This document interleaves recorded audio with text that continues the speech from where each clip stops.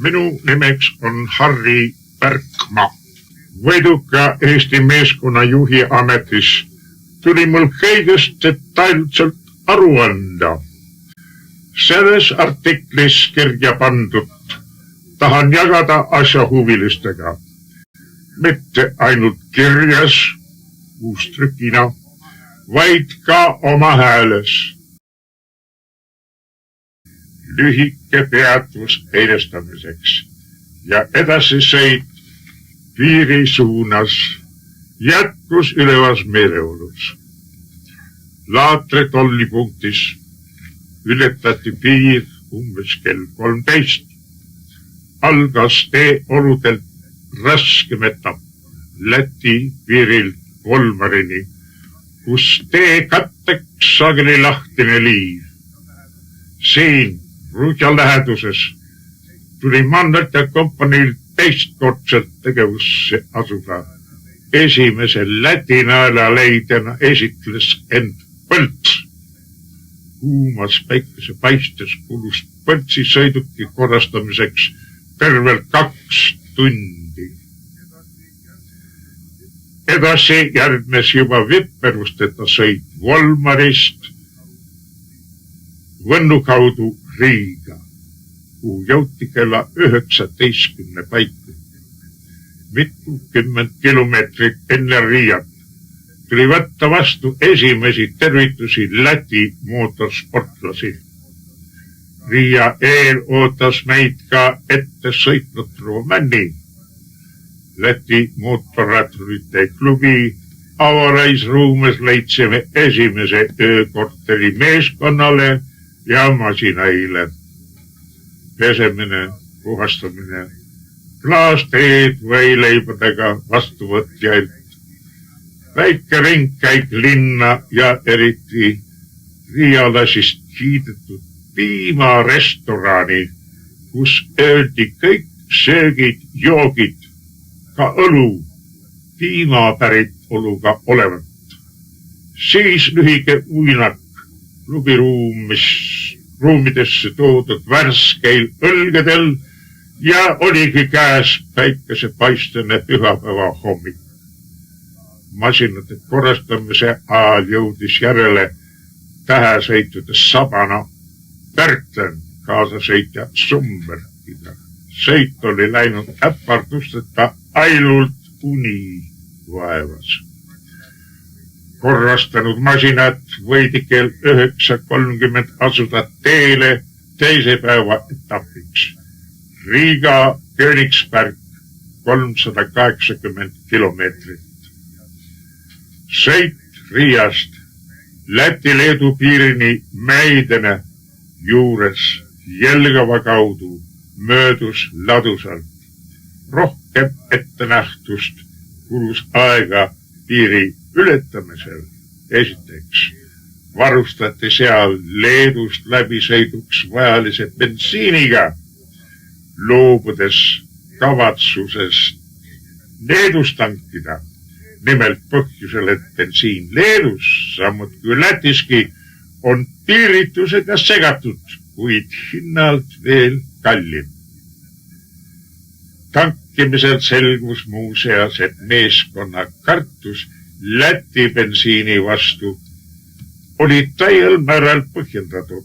Mõni tilk kurikuulsat Läti vedelikku sattunud valamisel kletski värskelt võõbatud masina paagile kõrvaldas sellelt silmapiltselt vastse värvi. Teiseks tuli hankida piirilähedasest Leedu linnast Janiskist viisad Leedust läbisõiduks Nõmmikule ja Martinile, kes eksliku informatsiooni puhul olid jätnud viisad hankimata. Alles paari tunnise peatuse möödudes võis alata läbisõit Leedust. Märkimisväärseks sel teekonnal oli maailma kõige hullem munakivis silutis Janiskise linnas. Liikuda sai jalakäija kiirusega masina hüpates ühelt kivilt teisele. ent isegi sellise ettevaatuse juures suutsid kivid suiti masinal kummid läbi põrutada, mis tingis pooletunnise peatuse linna serval. 10 kilomeetrit edasi sõites jõuti järele veel kord ette sõitnud proua Männile. Ka teda oli tabanud sel teekonnal esimene pigi Leedu naeluhu kummisse. Viimase masina korrastamise ajal saabus äkiline muudatus ilmastikus. Kasus päike, üle lägeda maastiku tormas liivaselt maantelt, valusalt näkku paiskab tuulehoog ning sellele järgnes äikesevihm. Vihm saatis meeskonda kogu matkal läbi Leedu, raskendades märgatavalt edasi jõudmist. Mõte vihmavarjust tuli peast kihutada ja asendada vaid lootusega, et eks eespool paistab päike. Vihmavalangute all läbistasime Šauli linna. Seal karistas Kletski oma masinalt antud müksuga üht puru joobnult sõiduteel taaruvat ja meid kaikaga ähvardavat leedulast. Järgneval peatusel Kelmes avastati auk Hennuti sõiduki õhukummis, mis jällegi põhjustas Mannati töökoja tööle rakendamise. Edasi sõit Leedus piiriline Tilsetini läks õnnetusteta sõitjate ja masinate juures. Ainult vihastumist oli põhjalikult, eriti rivi eesotsas.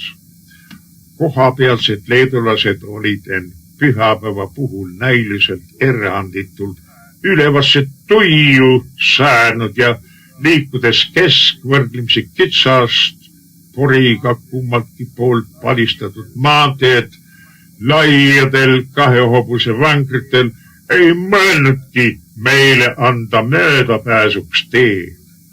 Alles Tilsitesse jõudmisel võisime kergemalt hingata. Seda vääris tervete kontidega pääsemine suurimast korrallagedusest maanteeliikluse alal. Vahepeal oli saabunud õhtune hämarus. Käinud läbi Leedu ja Saksa poolse passi ja tollikontrolli ja varustanud end viimsel poolel hinnalt ja puhtuselt meile vastuvõetava kütteainega, võisime sõitud Tilsit Königsberg alustada veidi enne kella 22 tilkases pimeduses.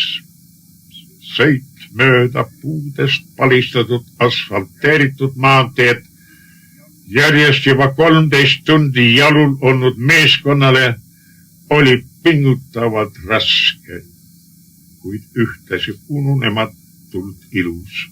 Kujutletagu vaid, kuis 14 tähesõidumasinad öövaikust ja pimedust läbistavad kõigi mootorite põrinal ja prožektorite kiirgades. Olime 120 kilomeetrine teekond Tilsit Königsberg ei möödunud õnnetusteta. Avaristiks osutus esmalt Tomassovi masin, veidi hiljem juhtus aga juba tõsisem õnnetus Põltsi ja Maalbergiga. Põlts pimestatud vastu sõitva auto alla laskmata tuledest vähendas sõidukiirust. Seda märkas järelsõitev Maalberg liiga hilja, selleks, et jõuda pidurdada. Tekkis kokkupõrge, millest märgatavalt kannatada said mõlema masinad ja põrutatuks osutus Põlts. Järele jõudnud rändtöökojale maksis see öine avarii 2 pikka tundi ränka tööd. Königsbergi jõudsime kella 2 paiku öösel vastu 27. juulit. Paigutatuna kohaliku autoklubi kaasabil ühiskorterisse ja jätnud selle taha 2 päevaga ligi 2/3 üldisest sõidumaast, näis võimalik olevat lubada meeskonnale 1-päevane puhkus. Nii et edasisõitu oleks alustanud teisipäeval 28. juuli hommikul. Selle teadmisega uinuti Koidu eel. Üllatus ebameeldivas mõttes saabus hommikul, kui meeskonna juhtkond tegi visiidi kohaliku autoklubi büroosse, et avaldada tänu öökorteri eest. Klubi asjaajaja, kes ütles end olevat tähesõidu kohapealse kontrollpunkti juhataja, teatas, et kui soovime tähesõidu võitmiseks vajalikke punkte saada, siis tuleb meil läbistada veel rida neid ja neid kontrollpunkte. Määruste kohaselt olevat võimalik samal päeval läbistada veel 1 kontrollpunkt lisaks Königsbergile ja edasi jällegi iga päev 1 punkt, kusjuures läbistatavate kontrollpunktide vahemaa pidi olema üle 850 kilomeetri.